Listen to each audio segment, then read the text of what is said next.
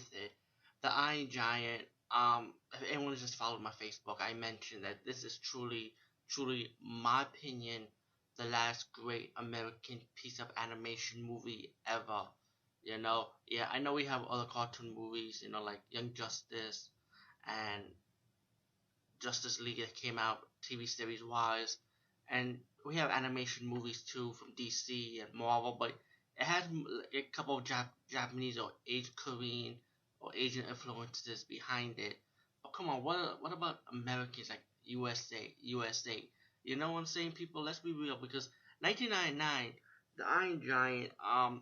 Sadly to say, I actually saw this on VHS because at the time I didn't have a chance to see The Iron Giant when I first heard about it. Um, I was more like at the time I was still in high school, excuse me,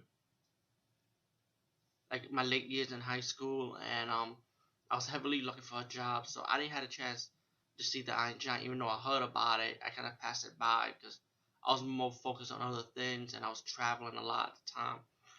But but when I was able to catch it up on VHS, let me just say this movie was an amazing work. If you like the Page Master, then you definitely love the Iron Giant.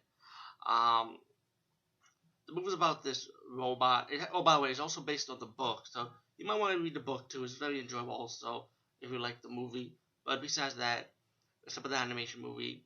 The Iron Giant lands on Earth. Um, it was like the theme of this is kind of like, I would say, 50ish, the 1950s theme with the with the alien scare era. When people get scared of, like, the War of the Worlds, like aliens and stuff, and sci-fi alien movies was coming out, aliens and robots invasion, stuff like that. So this was like kind of like the theme of this, and the robot pretty much crash landed on Earth, and he's like wandering around eating metal, and people in the, like, one guy in the town was wondering how his car got eaten in half. One of the boy witnessed like electricity and stuff, so who plays Hogarth, who's like the main character of the movie, also with the Iron Giant. And by the way, if anybody didn't know, the Iron Giant, the voice of the Iron Giant, was played by Vin Diesel. This was like one of Vin Diesel's earlier roles, by the way. So you get to see his animation work before he ever did Fast and the Furious and Riddick. So it's like really amazing. And I also said to myself, they could do a live action movie of this too now with today's technology. Look at Pacific Rim, for example. So if anybody's up for the Iron Giant live action, thumbs up, because Jennifer Aniston she still looks good. She could play the mom, and Vin Diesel can still do the voice of the Iron Giant for a live action version. But besides that, get back to the point. Sorry. Um, Hogarth saw this robot getting electricity, getting shocked when he was eating like the metal, from the power plant, like, and Hogarth turned off the switch to save the Iron Giant, and he was on the run, but he got scared, and the mom picked him up. Later on in the movie, as the movie progressed, the boy looks for the Iron Giant, and then the Iron Giant saw him, and then the boy talking to the Iron Giant, like he's teaching him about rock, the difference between a rock and a tree. Like he just, like, him and the Iron Giant became good friends while the boy hangs out with the robot, teaching the robot and tell him not to go in town and stuff because you gotta be careful. Later on, he hides the robot in his barn, while we got another character sent by the military to investigate what's going on in this town about, like, this, like, stuff is like metal's getting eaten up and stuff, and the guy from the military was wondering that, he realized something's not right. Later on, he went to the house to make a phone call. He found out that the BB gun was left in the woods, was left by this boy that he visited the house to. So he decided to rent a room to spy on the boy, to find out that, hey, this boy knows something about what's going on. So while the boy is protecting the robot from the military guy, so he won't be able to find out where the robot is, the boy he took him to the junkyard so he could eat more metal, and then the guy that lives in the junkyard saw what's going on, and the boy and the guy who lives in the junkyard end up becoming friends, and the guy was like, okay, fine, I'll take the robot in, pretty much. And so it was a boy and the guy who was like into art and stuff. He decided to help him take care of the robot, to protect the robot, and they started spending time with the robot, having fun, like swimming in the swimming pool. I mean the giant lake, excuse me. Um, Driving the car, like having fun with the car ride. It's like they have their own adventure together, all three of them. And while you get the military guy being all nosy and stuff, trying to find out where's this giant robot that that he heard that the boy is hiding. And as the movie progressed, um, the there was one play moment when the boy was trying to use a gun to attack the robot as a joke, as playing around, and then the robot say that I'm Superman, and then when the robot saw the gun, he thought it was a real gun, and the robot uses defensive to shoot, and the boy ducked in time because he did because to fix the gun. The gun was the toy gun. I mean, excuse me, let me rephrase that. The toy gun wasn't working, so the boy ducked on time without knowing that the robot almost attacked him. And so the guy that works the junkyard realized that what was going on. He told Hogarth, back away. You didn't know what happened just now, pretty much. Like the robot just uses defense mechanism to shoot the boy, but he didn't. The robot did not know. Like he almost shoot the boy. I mean, excuse me. So he could have killed the boy, but it wasn't for the boy ducking. And then later on, the robot realized that the robot didn't know what was going on because he didn't know the robot did not know he had that defense mechanism in him. And the guy on the junket told the robot to go back, leave. Like you don't know what you just did. Look what you just did. He showed him the car light with the whole spot, and so the robot was sad. He was walking away. The boy had to go chase the robot to talk to him, and then the guy told the boy come with him. They was going to chase the robot to help him pretty much. Later on, the military comes in, found out what's going on, and they the man got in trouble, and they drove off because the guy that owned the junkyard like kind of disguised the robot as art, in a way, because he's an artist also. He should use metal as art. And later on, when these two kids seeing the robot walking around the snow, and oh,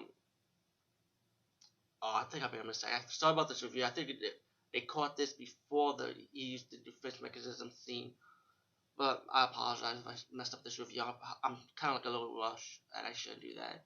But let me just try and fast forward as much as possible. I don't want to spoil it too much either, as a thing. So, but meanwhile, the robot comes back to the town. You hear two boys screaming for help, where they almost falling down the roof. The robot saved the two boys, and the people of the town knows that the robot saved the boys. And later on, the military came back because the guy that wanted to catch the robot in the act, pretty much, saw the robot in the town, lying to the military, saying that the robot is attacking the town. And the military started attacking the robot, and the boy Hogarth, and the robot was pretty much on the run from the military, or the military was trying to attack the robot, and the guy that was doing the investigation kind of lied to the military, saying that the robot killed the boy, which is not true.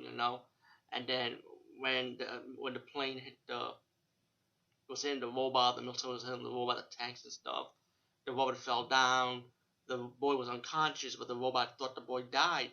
So the boy got mad at the military. He started shooting the tanks, and then that's when the military started really getting scared of the robot because he used all his weapons.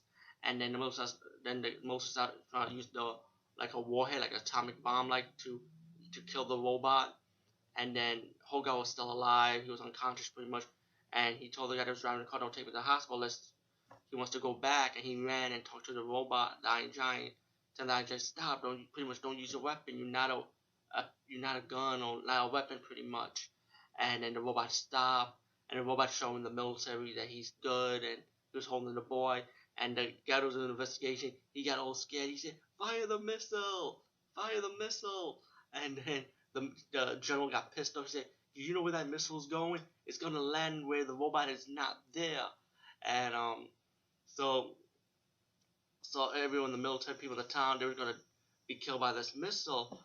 So the robot decided to make a sacrifice. Told the boy to stay. Pretty much, the robot's gonna fly to stop the missile, and the robot say, "Superman," you know.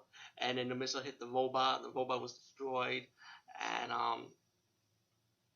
then the boy got sad, but he understood that the robot made a sacrifice to save the town, and the military left, and the guy that did the investigation, let's just say he's gonna get his punishment from the military anyway, because he was about to leave them behind, and then the general was able to stop the military investigator.